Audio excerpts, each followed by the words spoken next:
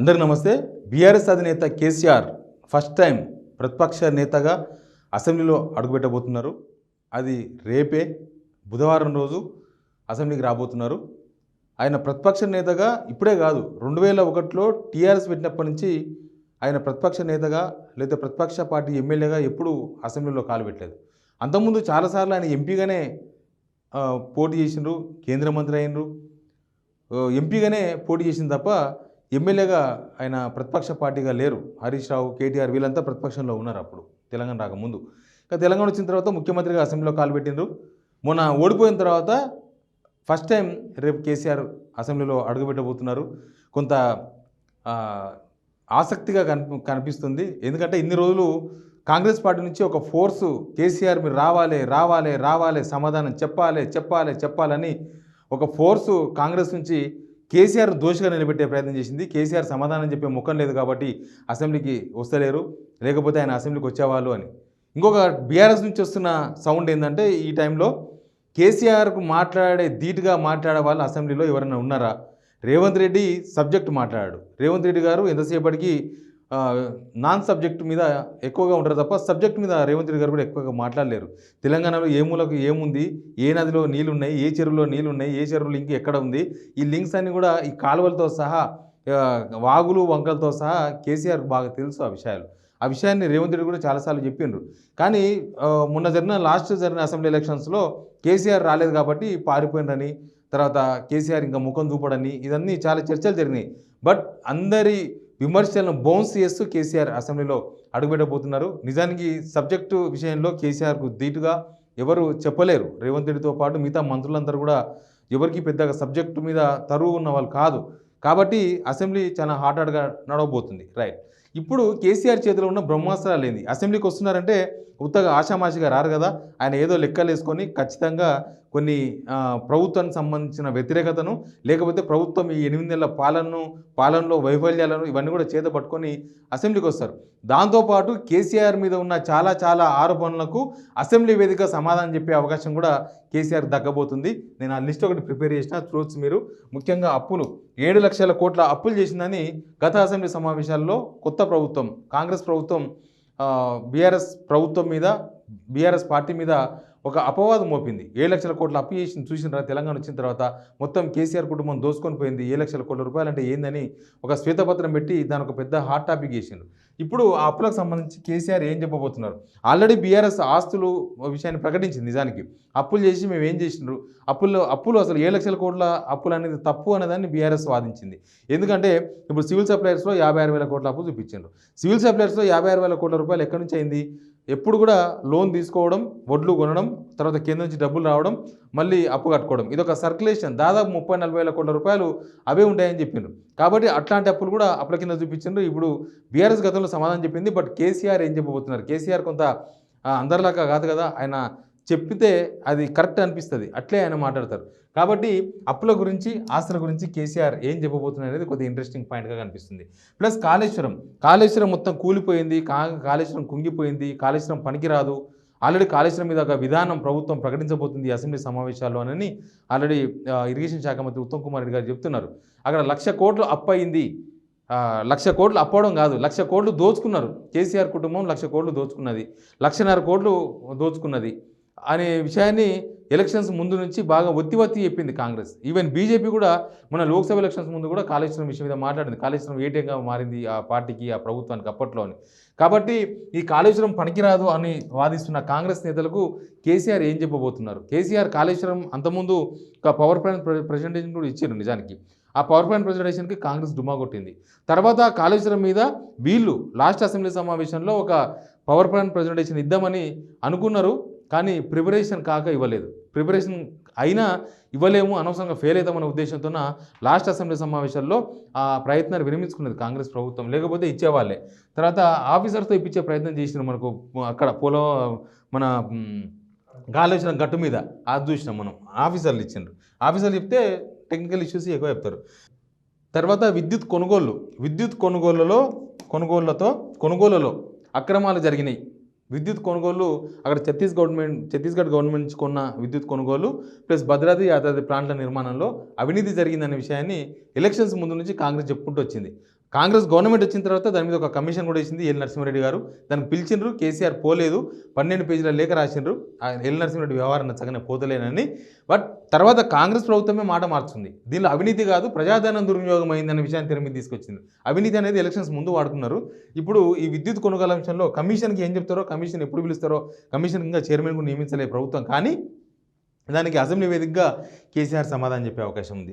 తర్వాత మిషన్ భగీరథ ద్వారా తెలంగాణలో 100% నీళ్ళు ఇచ్చే రాష్ట్రంగా తెలంగాణ ఒక జాబితాలో ఉందనేది లాస్ట్ ప్రభుత్వం, బీజేపీ ప్రభుత్వం పార్లమెంట్లో ప్రకటించింది. కానీ కాంగ్రెస్ గవర్నమెంట్ వచ్చిన తర్వాత అదేదో సర్వే చేయించినాం, దాదాపు 40% విలేజెస్లో మిషన్ భగీరథ నీళ్ళు వస్తలేవు, ఇదంతా 100% నీళ్ళు వస్తున్నాయనేది ఒక బ్లఫ్, అది అబద్ధమని అధికారులు చెప్పినట్లుగా బట్టి విక్రమార్క గారు ప్రకటించారు. కాబట్టి ఆ విషయాన్ని కూడా మిషన్ భగీరథ విషయంలో ఏం జరిగింది, దానిలో కూడా అక్రమాలు జరిగినాయని ఫస్ట్ నుంచి ఆరోపణ చేసింది కాంగ్రెస్. దానిపైన కూడా కేసీఆర్ సమాధానం చెప్పే అవకాశం ఉంది. మెయిన్గా ఫోన్ ట్యాపింగ్ ఇష్యూలో TV9లో చర్చలో కూర్చున్నప్పుడు ఫోన్ ట్యాపింగ్ ఇష్యూకి సంబంధించి కొంత కేసీఆర్ క్లారిటీ ఇచ్చిండ్రు. బట్ అసెంబ్లీ వేదికగా దాని మీద డీప్గా సమాధానం చెప్పే అవకాశం కనిపిస్తుంది.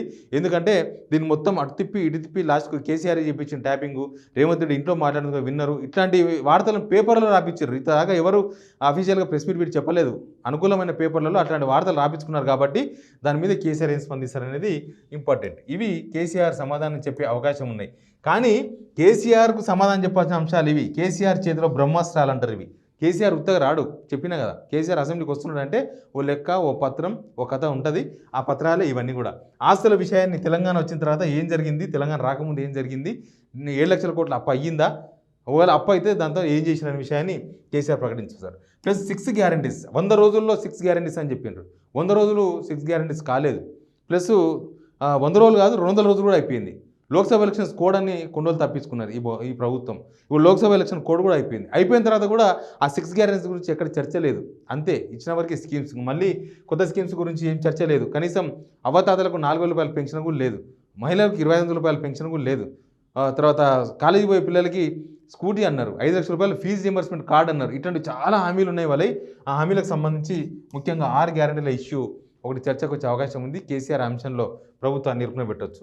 ప్లస్ రైతు రుణమాఫీ కండిషన్లు ప్లస్ బోనస్. రైతు రుణమాఫీ చేసినామని చెప్తున్నారు, కానీ వీళ్ళు చేసిన పర్సెంటేజ్ ఎంత? మొత్తం 70 లక్షల మంది రైతులు లోన్లు తీసుకున్న వాళ్ళే దగ్గర 41 లక్షల మంది రైతులు ఉన్నారని వీళ్ళే ప్రకటించారు. తీరా లెక్క చూసే వరకు 31 లక్షల మంది రైతులు అన్నారు. తీరా ప్రకటించింది 11,5 లక్షల మందికి ఇప్పటికీ రుణమాఫీ అయింది. 40 లక్షల్లో 11 లక్షలు ఎంత అంటే పావు సగం కూడా రాదు, దాదాపు 22%, 23%. ఆ పావు సగంలో మళ్ళీ అయిన వాళ్ళు ఎంత? నిజంగా అందరికీ 1,00,000 రూపాయల వరకు లోన్లు మాఫీనాయా? కాలేదు, సగం మందికి కాలేదు. వీళ్ళు చేసింది ఎంత అంటే లాస్ట్కు 10 to 11% మాత్రమే రుణమాఫీ అయ్యింది. ఆ అంశం పైన కేసీఆర్ చేతిలో ఒక బ్రహ్మాస్త్రంగా మారింది. ప్లస్ బోనస్, లాస్ట్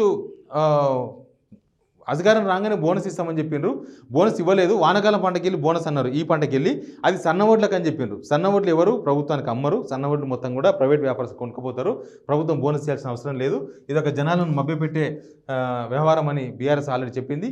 కేసీఆర్ స్టైల్లో దాన్ని ప్రభుత్వాన్ని ప్రశ్నించే అవకాశం ఉంది. ప్లస్ రైతు బంధు వానాకాలం వచ్చింది, వాన వచ్చింది, ఆల్రెడీ పంటలు వేస్తున్నారు. ఇప్పటిదాకా రైతు భరోసా లేదు. అభిప్రాయ సేకరణ పేరుతో టైంపాస్ చేస్తుంది ప్రభుత్వం. ఆ అంశం కూడా కేసీఆర్ చేతిలో బ్రహ్మాస్త్రం. తర్వాత కరెంటు, అంతకుముందున్న కరెంటు ఇప్పుడు ఉండలేదు, ఇది నిజం. అంతకుముందు ఉన్నట్లుగా కరెంటు ఇప్పుడు ఉండలేదు, పోతుంది.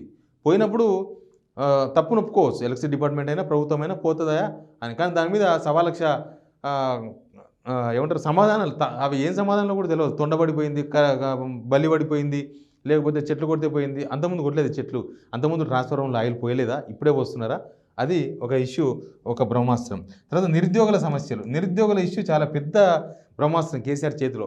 ఎందుకంటే అంతకుముందు నిరుద్యోగులను అందరిని రెచ్చగొట్టి కాంగ్రెస్ ప్రభుత్వం బీఆర్ఎస్ పైన రెచ్చగొట్టి బీఆర్ఎస్ను ఓడించేందుకు నిరుద్యోగులను వాడుకున్నదని స్వయంగా వాళ్ళే బయటకు వచ్చి చెప్పిండ్రు. ఇప్పుడు నిరుద్యోగులు నిన్నమన్న ఆందోళనలు, అరెస్టులు, పోలీసులు తీసుకుపోయి వాళ్ళ పోలీస్ స్టేషన్లో కూర్చోబెట్టుకోవడము, ఇప్పటికీ అరెస్టులు నడుస్తుండడము, వాళ్ళ డిమాండ్లు వినే విషయంలో ప్రభుత్వం ఎట్లా వ్యవహరించింది, ప్రభుత్వం ఆడుకున్న ఆట ఏంది, గేమ్ ఏంది అనేది అదొక బ్రహ్మాస్త్రం కేసీఆర్ చేతిలో. ప్లస్ శాంతి భద్రతలు తెలంగాణలో బాగా దెబ్బతిన్నాయి. అసలు శాంతి భద్రతలు ఎట్లా ఉన్నాయంటే, ఒక జూన్ నెలలోనే 26 మర్డర్లు జరిగినాయి తెలంగాణలో. దానిలో హైదరాబాద్లో మర్డర్లు చాలా జరిగినాయి, ఊర్లలో కూడా మర్డర్లు జరుగుతున్నాయి. అసలు శాంతి భద్రతలు బాగా దెబ్బతిన్నాయి తెలంగాణలో. కాబట్టి ఆ అంశం కూడా కేసీఆర్ చేతికి ఒక బ్రహ్మాస్త్రంగా మారే అవకాశం ఉంది. ఎనీవే ఈసారి ఇంకొకటి ఎమ్మెల్యేలు చేర్చుకునే అంశాలు కూడా ఉన్నాయి. ఎమ్మెల్యేలను చేర్చుకునే అంశాలు. ఈ అంశం పైన కూడా కేసీఆర్ స్టైల్లో ఏం మాట్లాడతారు అనేది ఒకటి చూడాలి.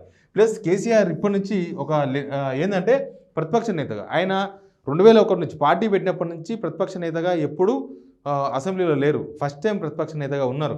ఎట్లా అంటే 2004 నుంచి 6 వరకు ఆయన కరీంనగర్ ఎంపీగా ఉన్నారు. ఆ తర్వాత మళ్ళీ 2008లో ఎంపీ అయిపోయిండు కరీంనగర్ నుంచి. మళ్ళీ 2009లో మామనార్ ఎంపీ అయిపోయిండు. ఇట్లా ఎంపీగానే ఉన్నారు తప్ప ఎమ్మెల్యేగా ఆయన ఒక ప్రతిపక్ష నేతగా అసెంబ్లీలో కాలు పెట్టలేదు. ఇప్పుడు ప్రధాన ప్రతిపక్ష నేతగా బీఆర్ఎస్ ఎల్పీ లీడర్గా అసెంబ్లీకి రాబోతున్నారు. ఎవరు అన్నారు బీఆర్ఎస్ వాళ్ళు. ఆయన అధికారంలో ఉండడం కన్నా ప్రతిపక్షంలో ఉండడమే డేంజర్ అని బీఆర్ఎస్ వాళ్ళు చెప్పుకుంటున్నారు. కాబట్టి అసలు ఏం జరగబోతుంది, ఈ కేసీఆర్ చేతిలో బ్రహ్మాస్త్రాలకు ప్రభుత్వం దగ్గర సమాధానం ఉంటుందా ఉండదా, కేవలం సబ్జెక్ట్ కాకుండా విమర్శలకే పరిమితం అవుతుందా అధికార పార్టీ అనేది కూడా చూడాల్సి ఉంటుంది. బట్ ఇంకో ఎంతో టైం లేదు, కొన్ని గంటల్లో అసెంబ్లీ బడ్జెట్ ప్రవేశపెట్టబోతున్నారు. ఆ బడ్జెట్ ప్రవేశపెట్టే రోజే అంటే బుధవారం నాడే కేసీఆర్ సభకు రాబోతున్నారు. మనం కూడా చూద్దాం ఎట్లా ఉంటుందో. Please subscribe signal TV.